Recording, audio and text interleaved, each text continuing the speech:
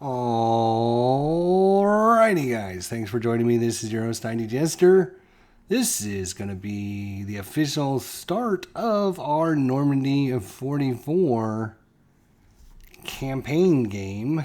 Normandy 44 by Mark Semenich and produced by GMT Games. Be sure to check out GMT Games for all your wargaming needs, especially Normandy 44, which is currently waiting to be reprinted.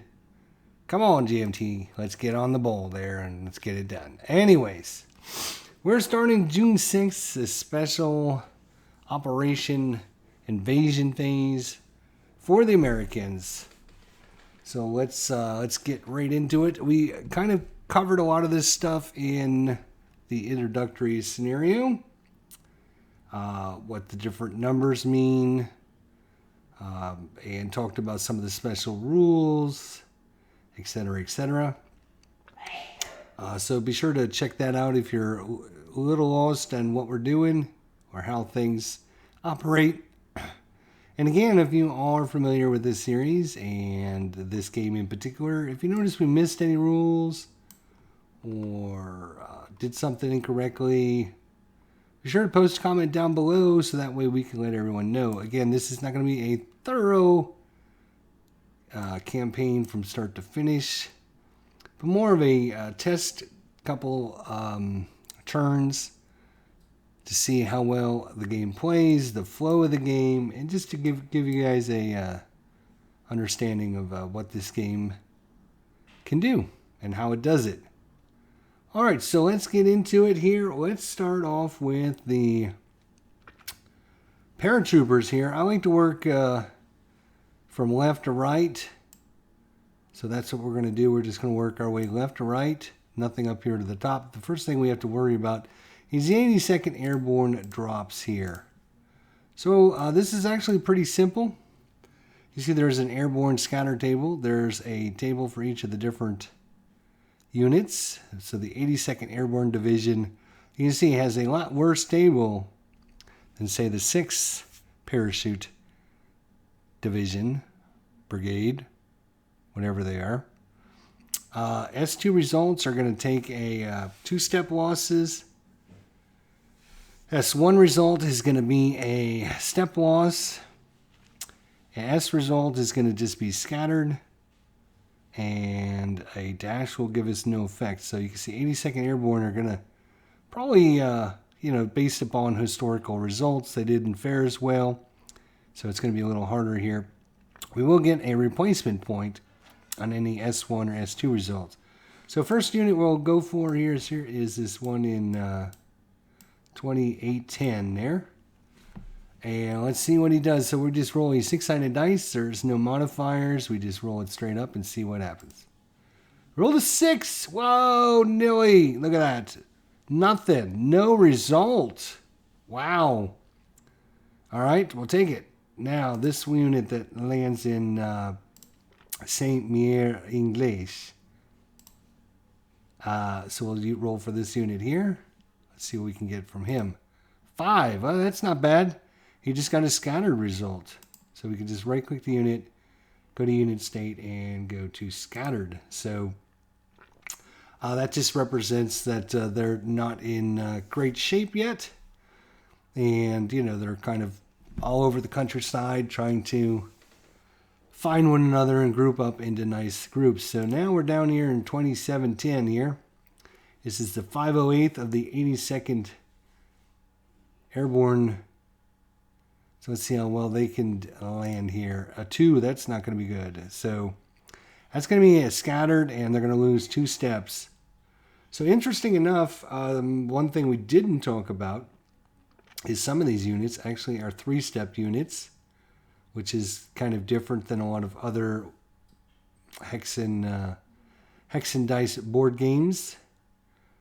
We can actually lose a step, and the first time it'll get this thin bar here, and the second step it loses, and this is the 508. All right, so that's this unit right there. What we have to do is put that inside the cadre box so we know that we took that cadre unit, because when we gets a second step loss, it's going to go to a cadre unit. It's really in bad shape. And you can see now it doesn't have any attack strength because it's in brackets. It can only defend. And it's also a cadre unit. But that will give us one of our U.S. Paratrooper replacement points that we can use later on to make that unit a little bit better. And we get a scattered marker on it as well. All right, now over to the 101st here. This is the 502nd of the 101st Airborne Division. And let's see what they do. So they're on a little bit easier table. Not much, but a little bit easier. So we'll do this unit first.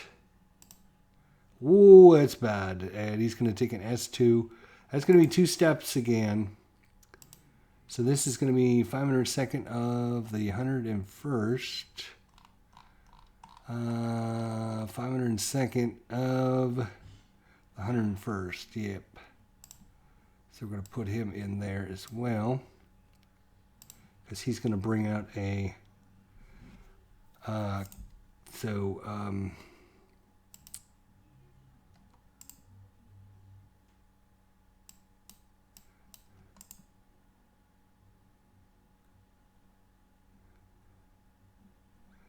let's reset it.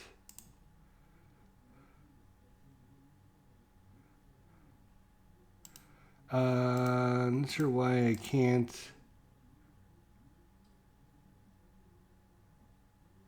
Maybe because I put that unit in the cadre box. Let's see. Let's take that out of there. Let's delete that. All right. Let's see if I can. No, I still can't.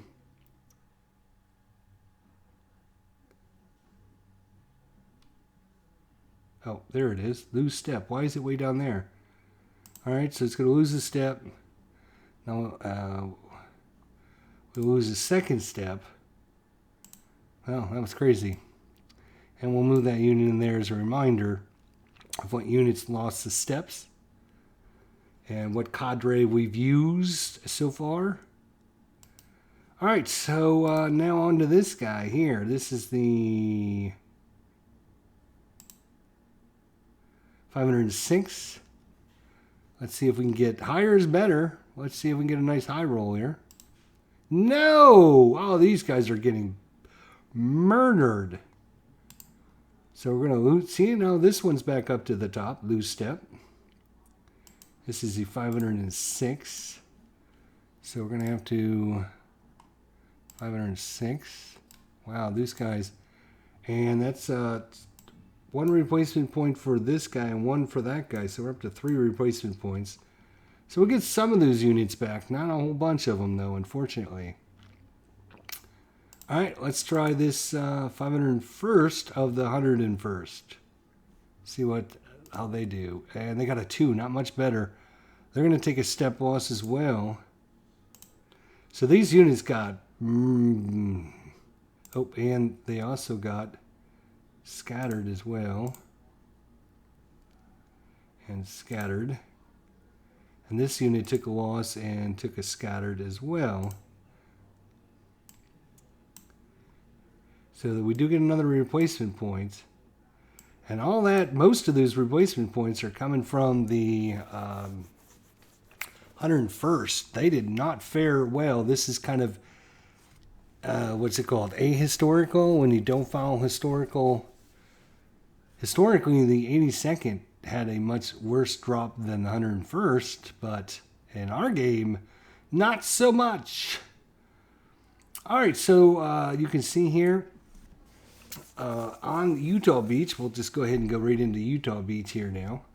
So up in the top right-hand corner, you can see it says Utah underline, and then Utah DD. That represents the initial wave and the evasion. These units in the back are going to come in during the American turn. You can see that Utah is not underlined, so they will come in on the actual American turn. So these are the units that come in first.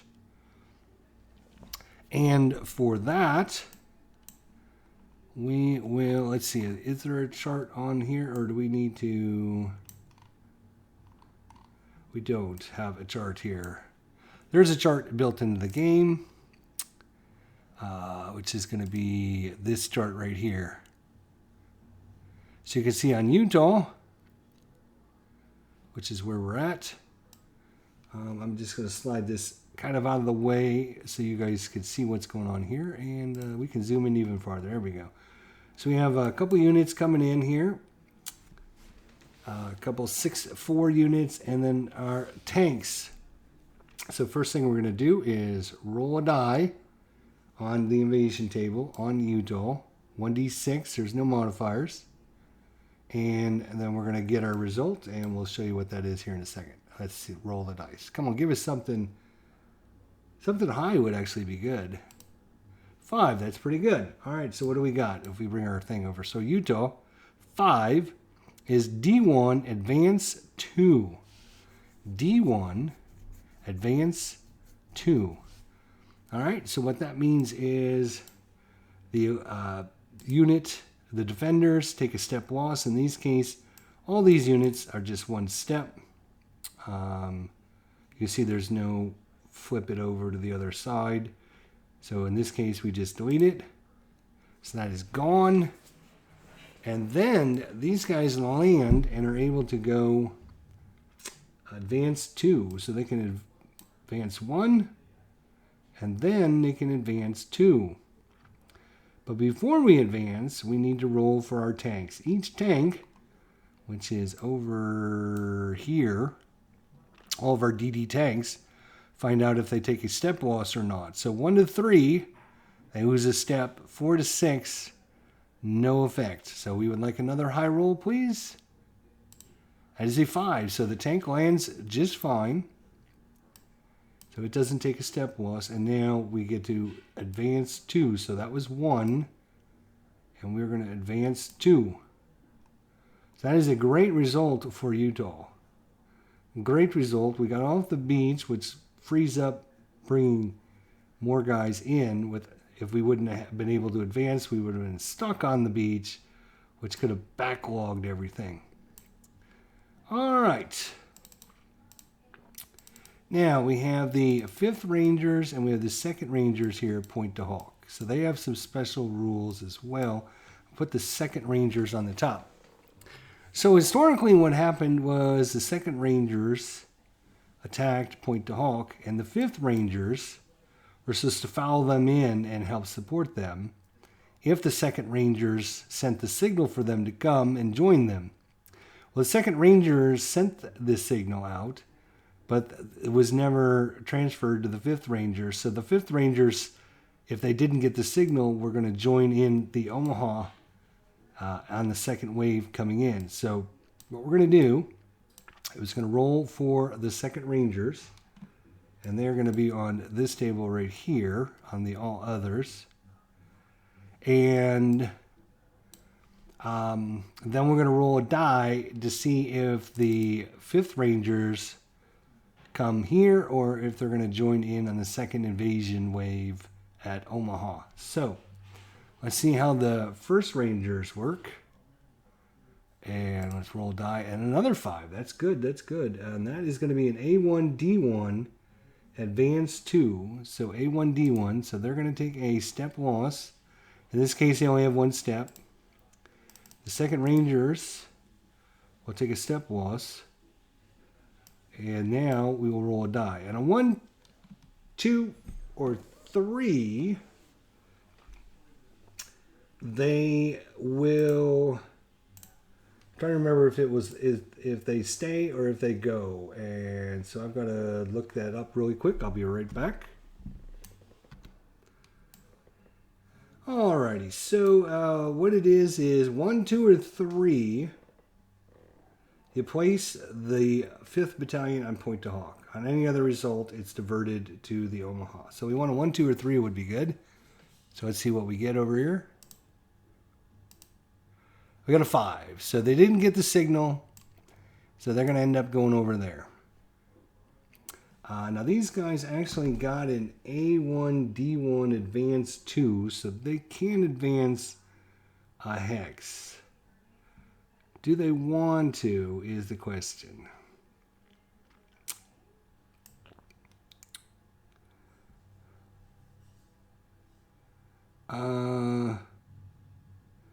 So unfortunately their advance is 1, 2. It's not 1, 2 where they could just come up here like that. Unfortunately, it's 1, 2,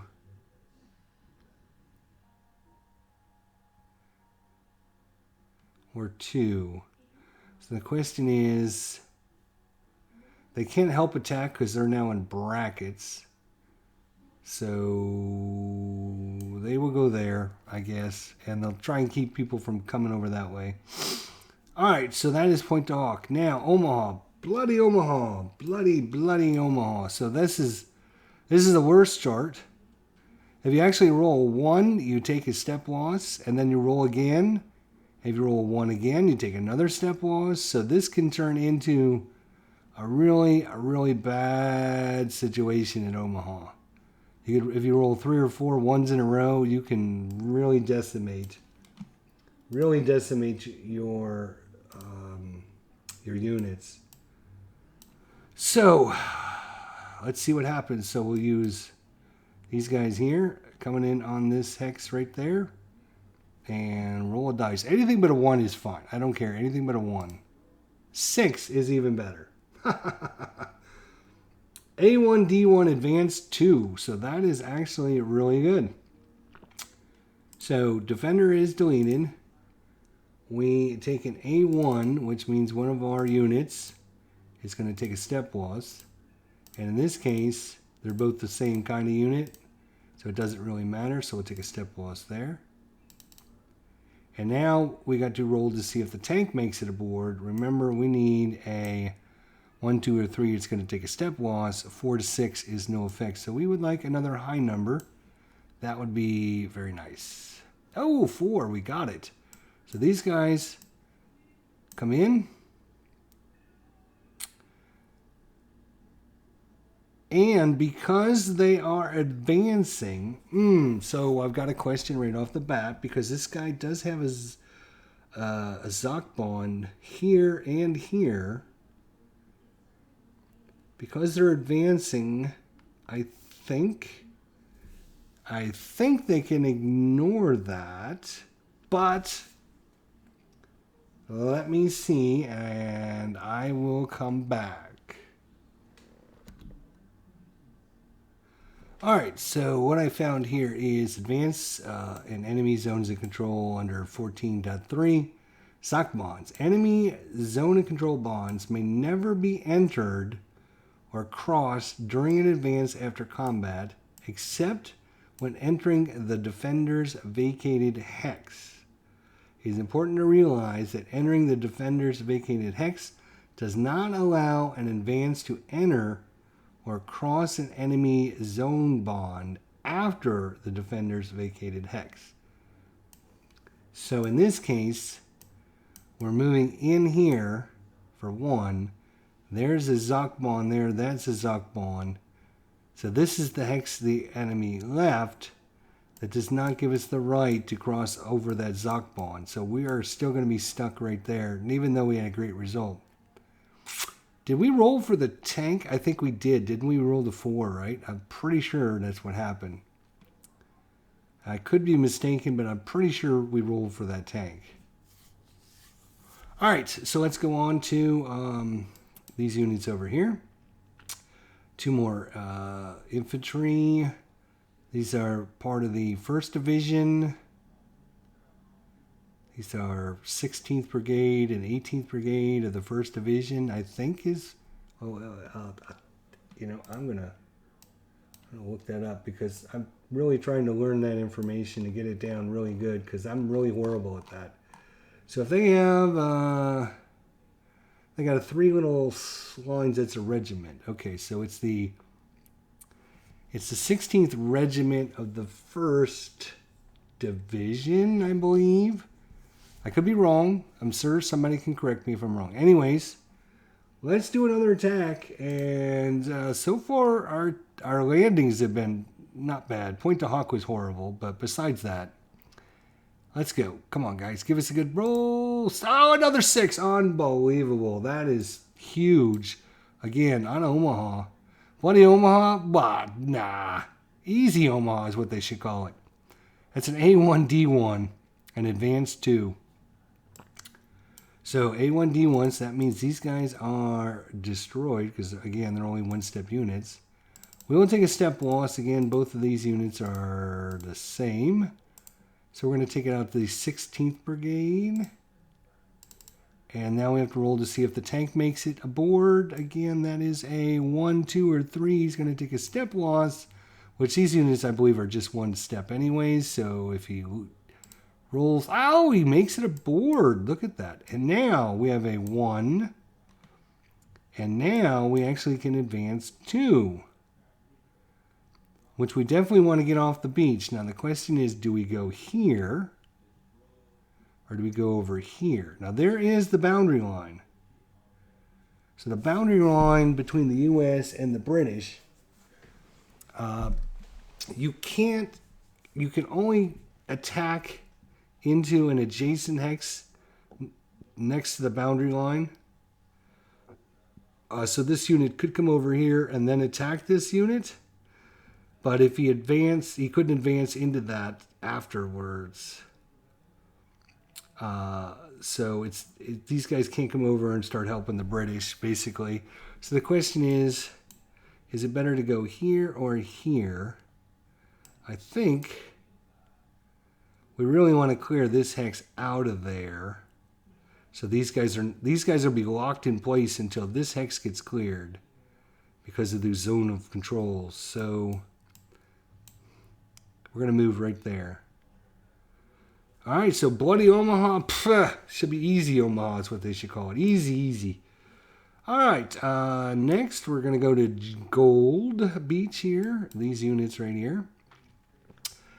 These are a 56, and they're an X unit. So that is, what's an X unit? X units are brigades. So that is a 56 Brigade of the 50th. I keep calling everything divisions, but I could be wrong. Who knows? Anyways, we're done with Utah and we're done with Omaha, so everything else will be on the all others. So not as bad, but it all depends on your roll too. So if we start rolling a bunch of 1, 1, 1, 1, 1s down the line, that could be just as horrible. So 5, we'll take a 5. It's an A1, D1, Advanced 2. So again, that is actually pretty good. Now, we have, what do we have in this hex? Let's see what we have. We have 2 6-4s. They're the same, so it doesn't really matter. So we'll take a step loss there. And again, we'll roll for the tank. Put this tank back on top. 1, 2, or 3 takes a step loss. And 4, another tank rise. Wow, that is huge. And now, he entered into this hex for 1. And now he can go and...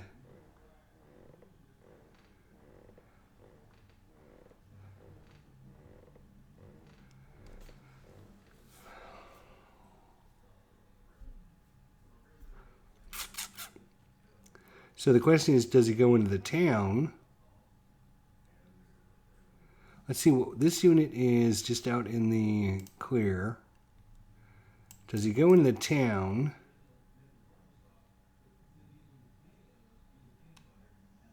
Or does he come out into the clear here? We have to try to clear this and all units within 3 or 4 hexes of this. I think it's 4 hexes, but I wish it would say it on the map. That would have been nice. Here in the town, let's look at our charts. Oops, and I closed the charts. That's not what I meant to do. So we'll get to this eventually, but a town gives us 4 defensive bonuses. while a mixed only gives us 2. So much better defenses in the town. And because this does not go all the way to the ocean, I don't think that is a Zoc bond there, so he can't like lock us into place. These 2 units have a bond between those 2 hexes, but this unit I don't think, because it doesn't go all the way to the hex, or all the way to the land, or the water. That's what I meant to say. So much better defensively here. And the question is, can they hurt us? Because the German's going to get to go first, right? So he could pull units, let's say here to here. That would prevent us from landing in that space. So maybe we do pull up this way. What kind of hex is that? That is mixed as well. I wish I knew what this guy was going to do, because if this guy gets an advance too, he can go into that hex and then advance into this hex.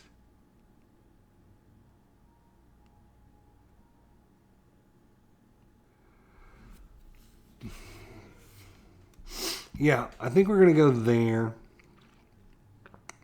Or there. Even though it's better to be in the town. God.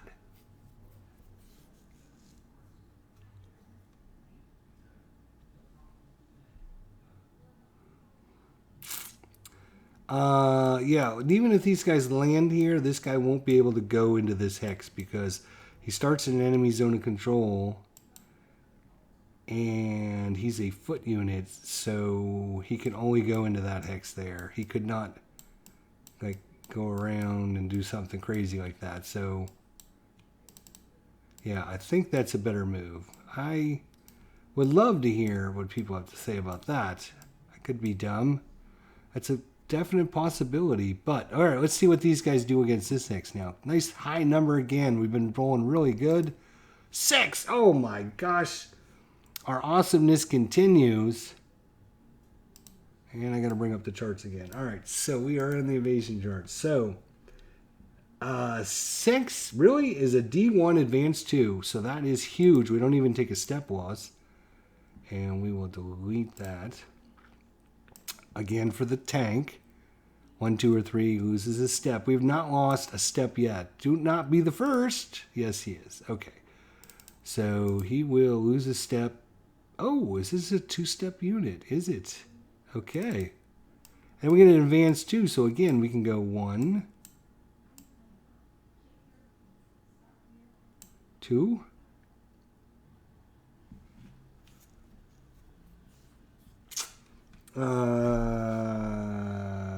Let's see. I will be back in a second. I'm going to check something again. All right, you can clearly see on this chart here, once you enter the defender's hex, you can then continue on even if you're adjacent to an enemy. So that's not a problem. You can't do that unless you enter the defender's hex. So you can't just, willy-nilly it. But since we're going into the defender's hex, then we can go here. And I think that's going to be okay. Because not only that is we're going to have a Zoc bond here because these guys will land here. That'll form a Zoc bond here, so this guy won't be able to go there anyways. So I think we're okay moving out. Again, not an expert at this game, so just doing the best we can. Juno. Let's see what happens at Juno. Give us another good roll. 3. All right, well, we'll take it. A1, D1, Advance 1. So they're going to delete. We have to delete a unit in here. So 6, 4, doesn't matter. We'll take a step loss there. And we'll see 1, 2, or 3, the tank goes away, or takes a step loss, I mean. 6, nope, the tank arrives. And advance 1, so it will go there. Let's do this one. See, we're getting a little bit quicker and faster. So this one actually has a special unit. The 4SS is not a... it's not a German SS unit. It's a what do they call them? Specialist support or something like that. So this unit is basically there to help take care of this area, this location. And if this location actually, if you remove all the enemies, then this unit basically goes away. It can't take replacements, all kinds of different rules about it. But anyways, so rolling against this guy, give us, oh, another 6. Unbelievable. We're having a time of it, aren't we? We are having a time of it. That is an advanced 2. And let's see if our tank comes aboard. Do we have a tank? No. Oh, yes, we do have a tank. Okay. So 1, 2, or 3, the tank will take a hit. 3. Took a hit. All right, but we have advanced 2, so yeah.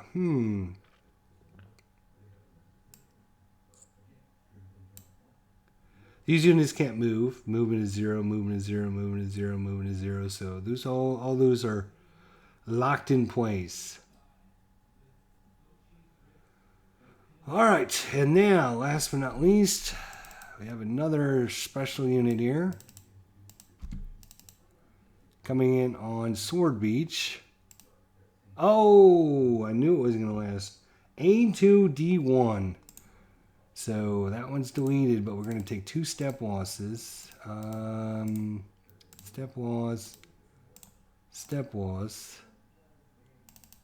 Let's find out if our tank arrives. Nope. Takes a step loss. So this unit got hammered. So that's it for the landing at Sword Beach. Not good. Juno, Gold and Juno were great. Omaha was beautiful.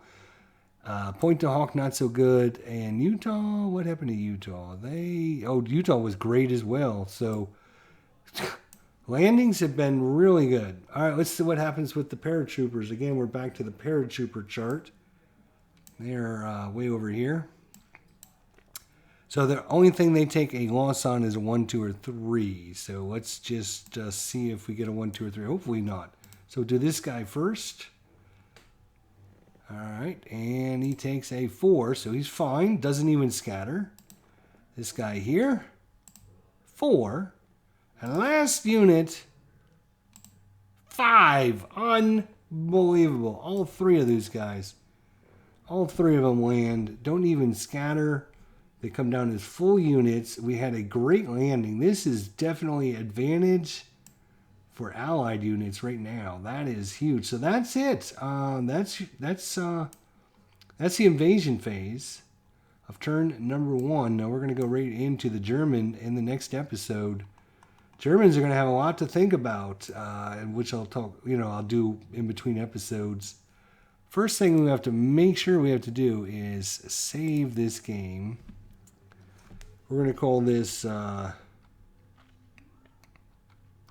Normandy 44, turn 1. Save.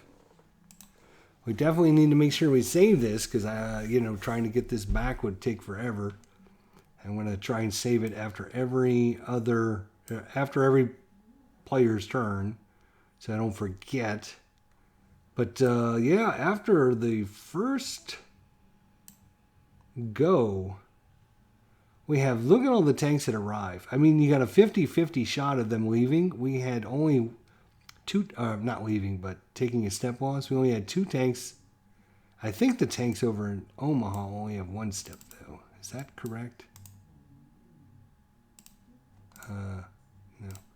Okay. Maybe I'm mistaken on that. 1 to 3 is a tank step loss. Yeah, okay. 4 to 6 is no effect. Anyways, yeah. Tanks arriving. We took a half step loss there. We took a half step loss there. We took a half a step loss there. We took a half step loss from a tank. We took a half step loss there. A half step loss there. And this one got beat up. We took two half steps and the tank. So 3 half steps. So Sword Beach is a little wounded, but all in all, you have to really give the Americans the advantage. All of their 6 paratroopers for the British landed fine, and the Americans actually 2 landed fine and 1 took a step loss of the 82nd. The one that did bad was the 101st, who took 2 step losses there, 2 step losses there, and 1 step loss there. So these guys really need to get reinforced or help or something. So anyways, that's the end of the Evasion turn. We'll go right into the British turn coming up next episode. But wow, I'm sure you could play this probably 30, 40, 50 times and have different results every time. That's why you roll for it, because that way it makes the start different every time. Anyways, this is your host, Tiny Jester. We'll see y'all next time. Thanks for watching, and until we get back in, hopefully everyone has a good time, and we'll see you in the next episode. Thanks for watching, guys.